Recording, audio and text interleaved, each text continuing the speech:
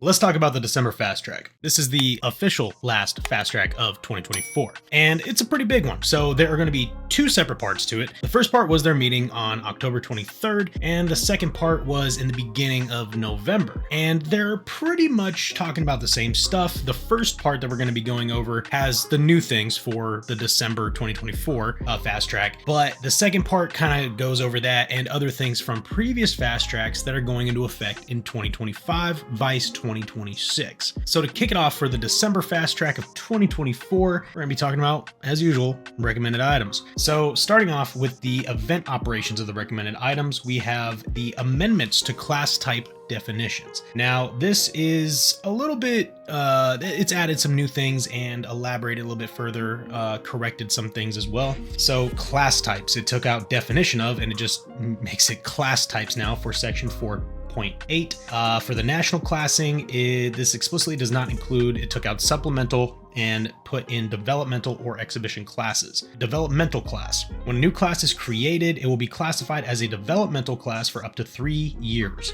No later than the end of the development period, the class will require review and approval by the SEB and Board of Directors. Rule changes during the development period may be implemented upon member notification per that section of solo rules. A developmental class will be included in national tour and national championship events, but will not be eligible for a solo national championship. So you can take it to any tour, any pro solos, but you cannot take it to solo nats.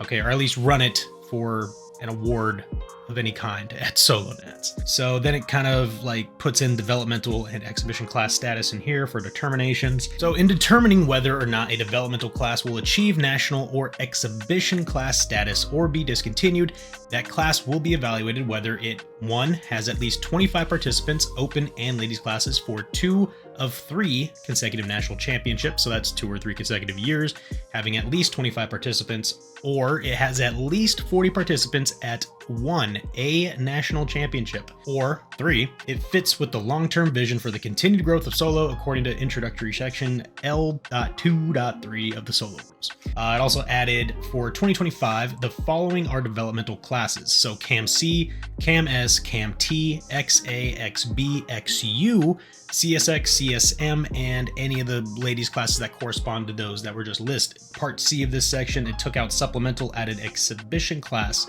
So any non-national class running under a rule set which is not included in solo rules, or an SEB administered rule set that will be subject to the solo rules process per L.1.2. An exhibition class may or may not be included in national tour and national championship events, but will not be eligible for a solo national championship. The status of an exhibition class will require annual review and approval by the SEB and Board of Directors, and an exhibition class may become national upon SEB and BOD approval.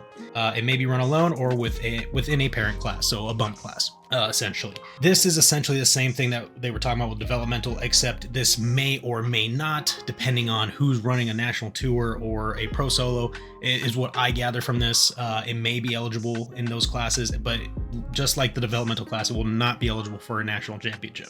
Also, it added for 2025, the following are exhibition classes. So FSAE, EVX, and any corresponding ladies classes for those 2 classes. And that's really it for that. Just kind of adds in exhibition, non-national, little things here and there for the new developmental and exhibition classes. Now, moving on to safety requirements for EVs with modified drivetrains. We're not going to go over this whatsoever. It's here. If you are an EV owner who is modifying your drivetrain for whatever classing in the SCCA, here you go. You can look at it. I have the links to the Fastrack in the description down below. Go click on them, and be sure to like and subscribe as well while you guys are down there. But after that, we're moving on to Solo Spec Coupe. Brake lines may now be substituted with alternate DOT approved flexible brake lines. So as they said here, this would help those members who are participating in track event or time trials with their cars while not being at an advantage with autocross. So that is cool for you SSC guys out there. Moving on to modified category, they just have some nomenclature changes here. Moving on to member advisories. After that, we have general, list the AC SEB members on the webpage. That basically somebody was asking about this. You can just find it at my.scca.com. But something that's cool and kind of very relevant actually to all of us, is the Falcon RT660 variants. So if you guys don't know, there has been talks recently that an RT660 Plus variant is coming out for the Falcon tire, and it is confirmed. It is coming out sometime in the beginning of next year, so the beginning of 2025 supposedly. And the SCCA has been made aware of an update coming to the Falcons, dubbed the RT660 Plus. As they say here, it's expected to land in early 2025. The update is intended to enhance handling characteristics and presents a new sidewall look, but carries over the same tread compound from the current 660. SCCA expectation is that the new tire will not present any major change in performance. We'll have to see about that, because if it's more rigid, it could be a lot better. I feel like I'm gonna like it. Final decisions regarding eligibility will not be made until the tire is available and testing has confirmed performance. However, the intention is to have a transition period where both tires, the 660 and 660 Plus, are eligible for SSC and CSX before moving to the 660 Plus as the spec tire for each class no later than August 1st of 2025. So members are encouraged to make tire purchasing decisions with this information in mind. So what this is saying is, knowing these facts, that the spec tire will probably change to the 660 Pluses by August 1st of next year. Don't go out and buy a 660, probably wait for a 660 Plus, because if they're rolling out 660 Plus, they're not going to keep making the 660s. You know, it's just not going to happen. So keep that in mind. Next, event operations, Sound Committee 2025 levels. I didn't really know this was a thing until now, but the Sound Advisory Committee is recommending maintaining a sound limit of 108 decibels for 2025 before they're going to be lowering the limit in 2026. Now, I don't know, I probably just forgot what exactly they're changing that decibel number to for 2026, but they are lowering it. So be aware of that. It's going to be the same for 2025, but 2026, you're going to need to change your exhausts. Moving on to street touring category though, there were some questions about classing. They talk about it here, nothing major. Skid plate legality, there's a thank you for your input. They kind of just said, hey, we already addressed this. Mass airflow and sensor placement, they addressed this. ST committee personnel, there are going to be some openings here, supposedly, for the STAC. If you are interested, I will leave a link to the solo events board where you can put in your application. But they are accepting applications and you just need to put in your qualifications. So good luck there. If you guys are interested, feel free. Go in the link in the description down below. In prepared category, the application for the PAC position, the PAC is recommended and the SCB has approved the addition of Paul Rzyborski. I hope I didn't butcher that name, but congratulations, GG's, you are approved. There you go. Modified category, there are some things here. I'm not too sure about it. Nothing too important, it looks like, but there's that. Ford RS200 kit car. I didn't know a kit car was a thing for the RS200, but that is pretty cool. Just some talks about that, I guess. Change proposals for street touring category, IRP shifter and ST classes. It's not just the shifter in particular, but it added a portion to this 14.2 section where it says interior plastic parts may be modified the minimum amount necessary to allow the installation of authorized modifications such as shifters and steering wheels. So if you have some off the wall shifter, some freaking just mechanical looking thing, then now you can do that, and just make sure you don't tear out the entirety of your plastic inside your car, I guess. So after that, allow non-performance modifications. This is an interesting one, and obviously this is for street touring. It added these sections or these parts to 14.2, 14.8, and 14.10. First one being suspension and drivetrain mounting, including subframes, locations may be reinforced in order to improve durability and reliability.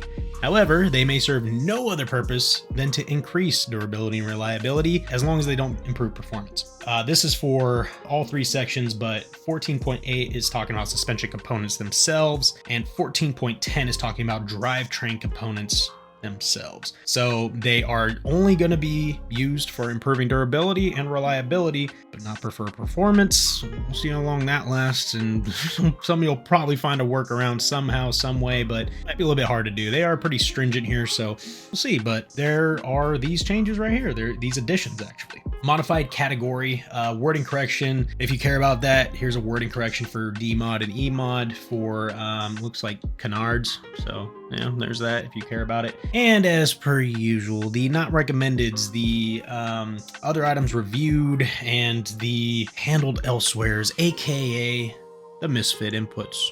all right here. A few pages of those, actually. After that, though, we have the tech bulletins. So for safety, most of these tech bulletins, at least the beginnings, nothing major, just little things that they change, little spelling errors, etc. So if you care about that, here you go. But there is one that was kind of interesting to look at here, and that's for cam and XS, allowing the V-Tour P1 tires in cam and XS. So per SEB, change Appendix B under cam XS category as follows. These are staying the same, the first part of this section, but only tires which meet SCCA solo street category eligibility rules or appear on the following list are permitted. That is including the V-Tour Tempesta P1 and P1 Plus. That is only going to be available in cam and XS classes, which is interesting because I thought it was just not going to be there whatsoever, but apparently there's a lot of pushback for it to be in those classes in particular. Well, all of the classes, but that's another story. Another talking point, I guess you could say. But now they're allowed in cam and XS next year. So yeah, that's a thing. Modified category, typo to be corrected, and that's really about it for the first part of this fast track. Moving on to the second part of this fast track, they met November 1st through 3rd. What this second part is, like I mentioned earlier, is these changes that are listed in this second part are going into effect next year. Now, these changes take effect next year to include safety item 1, which is for the EVs we just discussed earlier in the first part of this fast track. We're just going to skip through that a little bit and come over to item number 2, which is another one that we just talked about in the first part of the fast track, and that is the class types for developmental classes and the experimental or exhibition class stuff. So skipping that as well. In the street category, item 3. Now, the majority of this stuff has already been talked about in prior fast tracks, so we're just going to skim through this really quick. But these are all going to take effect next year. SEB's OEM shock in street category changes are right here. That's going into effect next year. Classing 3-cylinder minis in H Street, so that's here, as well as the Veloster N, or Veloster Turbo. You have the Mini Coopers, which we talked about in a prior fast track as well, getting changed around a bit. Substitute bolt-in tow hooks, so there's that. Correction to bolt pattern adapter plates, talking about wheel spacers right here. Umber, the 4-cylinder Z4s, that's going into effect. Subaru Impreza 2.5 classing, going to H Street. See, Evora 400, Evora GT to A Street from SS. Tesla Motors, they're talking about the all-wheel drive staying in AS, and the rear-wheel drives going to D Street. We talked about that recently. And the Mini S initial classings, G Street, H Street. Now, street touring category, same old stuff. This was talked about in the February 2024 fast track. They just added fabric to the fenders, and the lining, etc. And Subaru Impreza 2.5 RS to STH from STS. It's actually going to STX. Reclass the Accord to STX from STS. They did that, or they're doing that. Also, another one from the first part of this fast track. Solo Spec Coupe changes. So starting next year, you will be allowed to substitute your brake lines with alternate DOT approved flexible brake lines. So there's that going into effect next year. Exclude TSBRZ from STX. And then obviously we just discussed this in the last fast track, and actually a couple fast tracks, honestly, the new street touring proposals. So that is officially going into effect next year. We already knew that, but here it is again. So there's all that. Street prepared category, got some stuff here for rear toe control link. Honda Accord things, we discussed that in the last fast track as well. Mercury Capri is going to FSP from ESP. Limited prep classing, there's some new nomenclature about EDIFs, and expand limited prep options. Lotus, a bunch of Lotus Elise, Exige type stuff. CSP prepared category, changes of wording. Cam and XS, once again, this is allowing the V-Tour P1, and that's going into effect next season. And the final thing of this 2-part fast track is modified category, get A mod classification correct. Just made some changes and corrections really to the A mod classification type stuff in the appendix. So that is it for this very long and 2-part December 2024 fast track. And if you enjoyed this video and you want to see more of this content, then please leave a like, subscribe if you're not subscribed yet, ring the bell so you actually be notified when I post new content. And until next time, guys, keep going fast.